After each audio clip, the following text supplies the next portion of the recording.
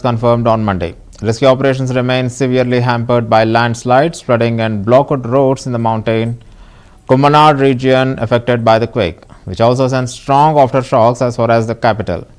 Kabul officials warned that the death toll is likely to rise sharply as search and rescue operations continue.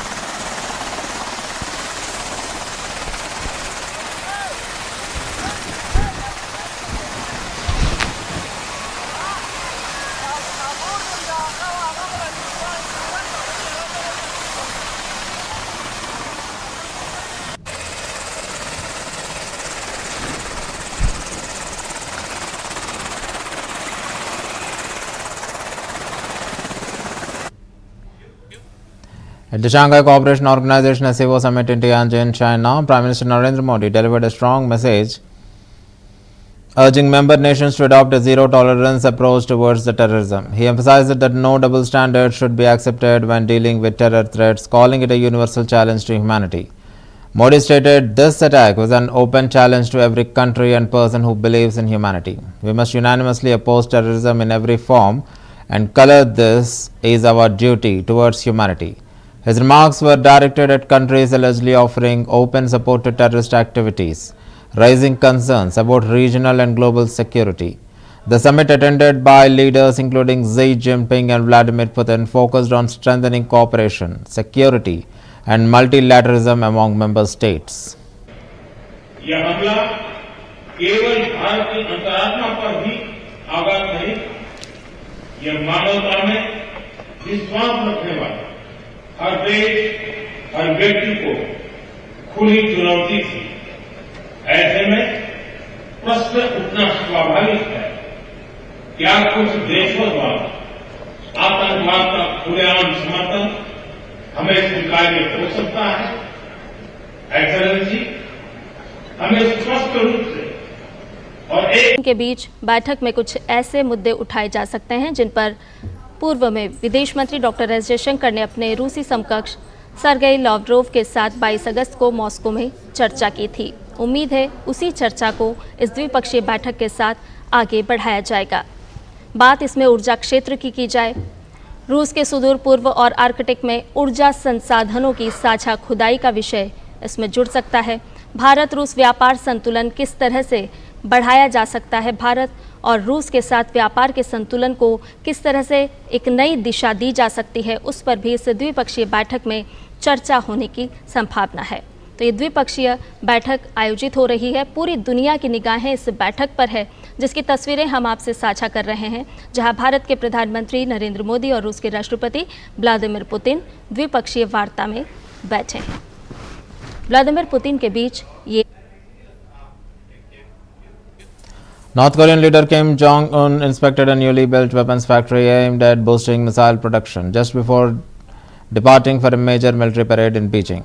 The facility, likely located in Jagang province, features automated assembly lines to accelerate mass production. Kim praised its scientists and workers approving plans for new missile types and increased defense spending. His visit underscores North Korea's growing military ambitions and alignment with China and Russia. The parade, marking World War II's end, will host leaders including Xi Jinping and Vladimir Putin, signaling a united front against US strategic influence.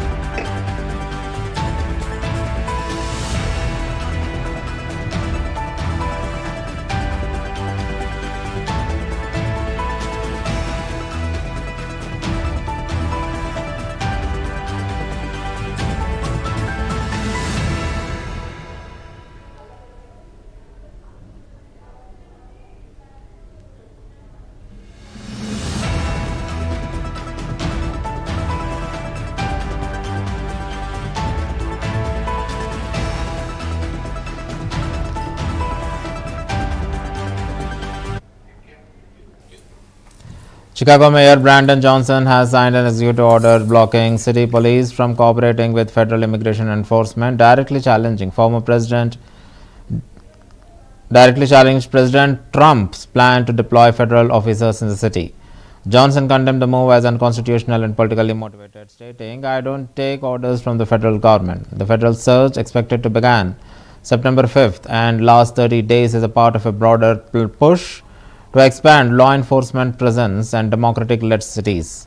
Johnson's actions have sparked a fierce political clash, with Trump accusing Illinois leaders of failing to control crime and strengthening further intervention.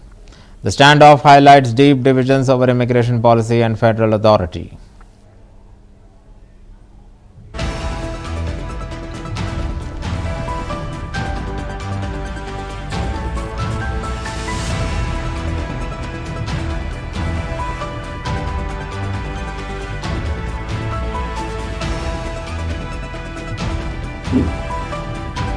Receive credible reports that weeks before our city sees some type of militarized activity by the federal government. It is unclear at this time what that will look like exactly. We may see militarized immigration enforcement. We may also see National Guard troops. We may even see active duty military and armed vehicles in our streets.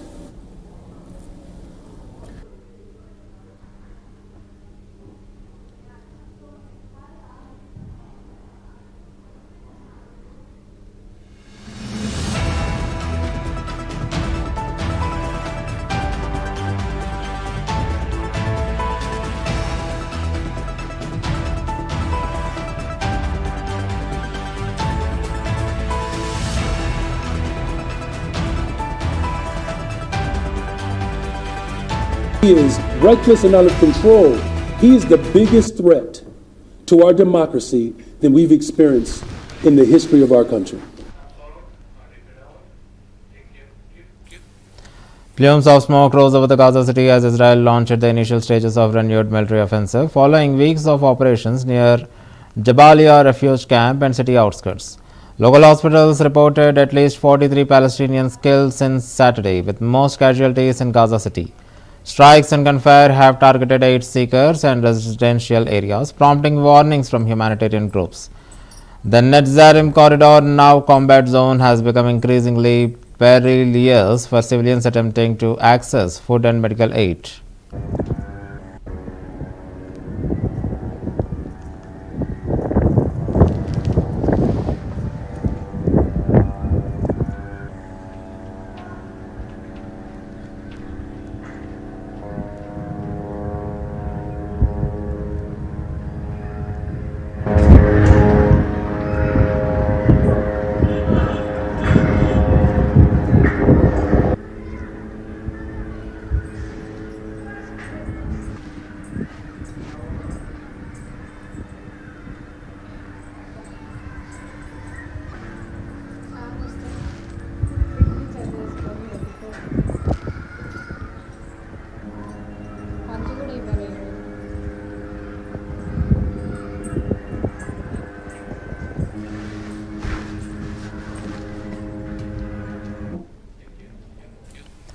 Former New York City Mayor Rudy Giuliani, 81, was seriously injured in a car crash in New Hampshire on August 30th. He was a passenger in a rented Ford Bronco when it was struck from behind by a Honda HR-V driven by a 19-year-old woman.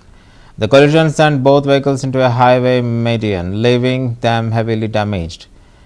Giuliani sustained a fractured thoracic vertebra, the multiple lacerations and injuries to his left arm and leg. His spokesperson confirmed he is in good spirits and recovering well, and authorities stated the crash was not a targeted attack.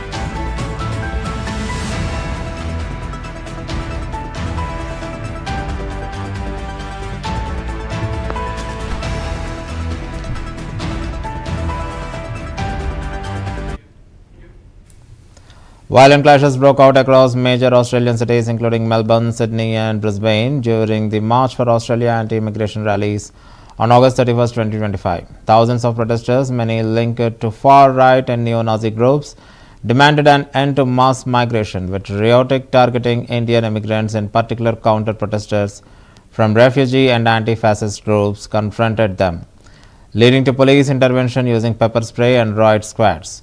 The Australian government condemned the rallies as racist and divisive, reaffirming its commitment to multiculturalism and social harmony. At least 6 arrests were reported in Melbourne.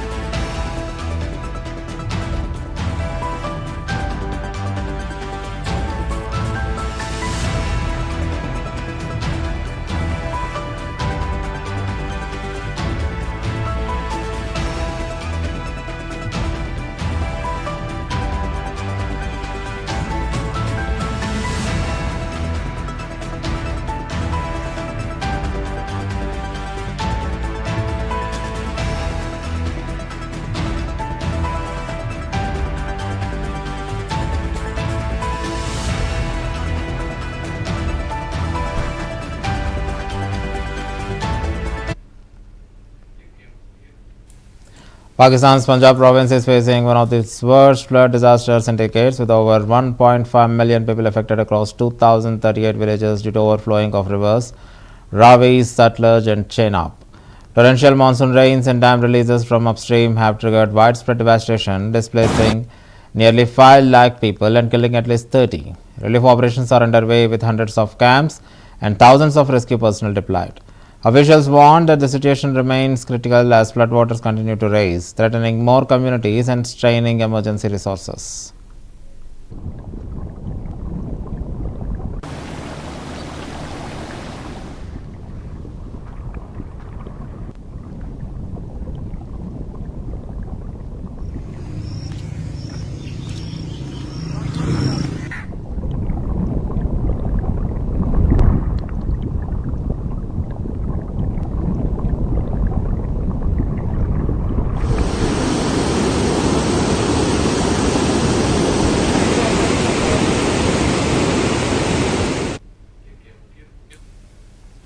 European Commission President Ursula von der Leyen, during her visit to Poland's border with Belarus, reaffirmed the EU's commitment to supporting member states bordering Russia and Belarus.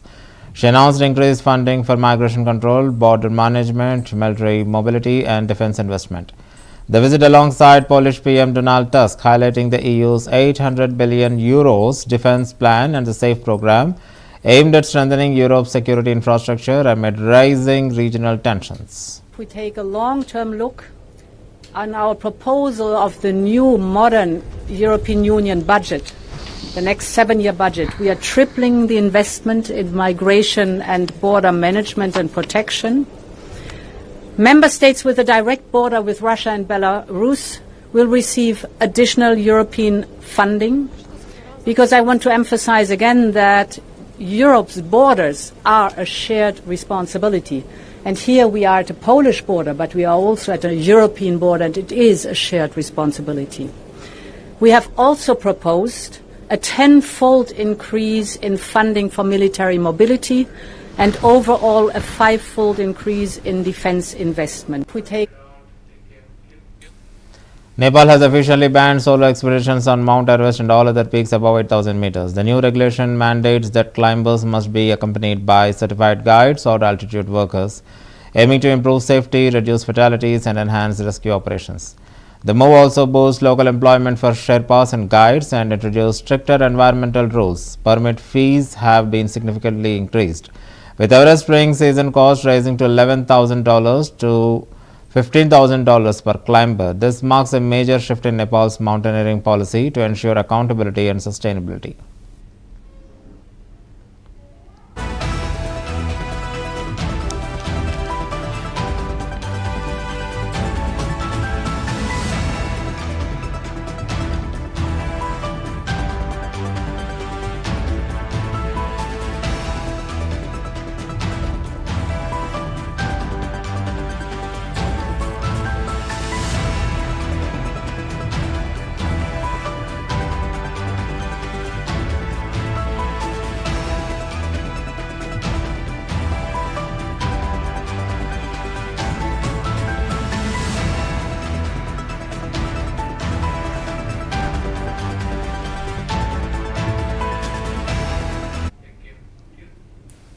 Israel has intensified its military operations in Gaza, targeting Gaza City and Jabalia refugee camp, with over 40 Palestinians killed since Saturday.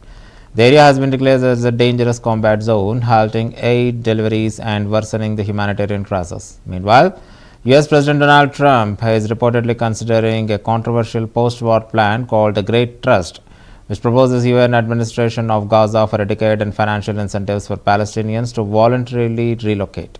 The plan includes $5,000 cash, rent subsidies, and food aid, aiming to rebuild Gaza as a tech and tourism hub. Human rights groups and the UN have criticized the proposal as unrealistic and ethically troubling.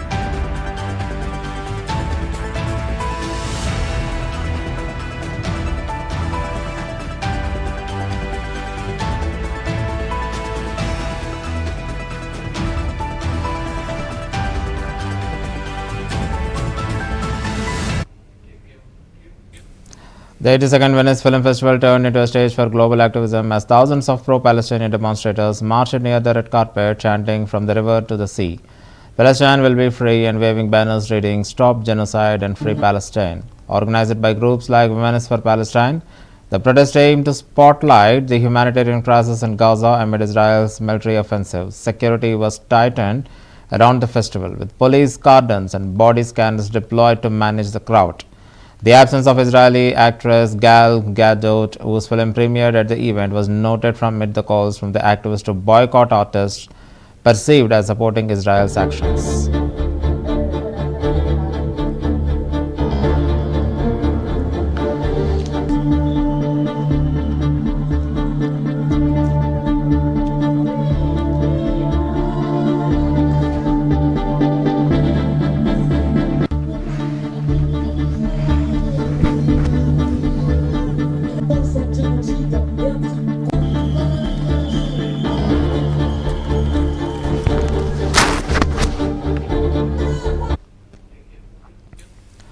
At the 15th China Northeast Asia Expo, humanoid robots stole the show, dazzling attendees with the cutting-edge advancements in the robotics and artificial intelligence. The event highlighted China's growing ambition to lead the tech innovation, featuring lifelike robots capable of speech, movement, and emotional recognition. These futuristic machines showcased applications in healthcare, customer service, and education, reflecting the country's push to integrate AI into everyday life.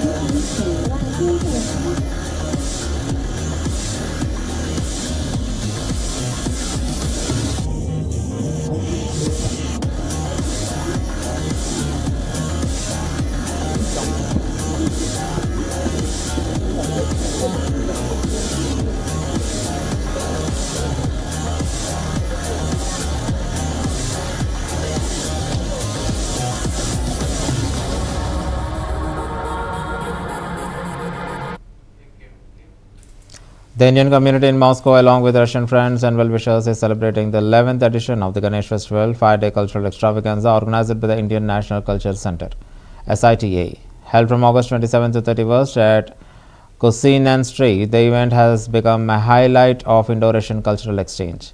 This year's festival features eco-friendly clay idols brought from India, daily artists, cultural performances, and interactive workshops. With nearly 5,000 attendees, it marks the highest participation to date. Fondly referred to as the Moscow Ka Raja, the celebration reflects the growing appreciation for Indian traditions among Russian citizens, strengthening the bond between the two cultures.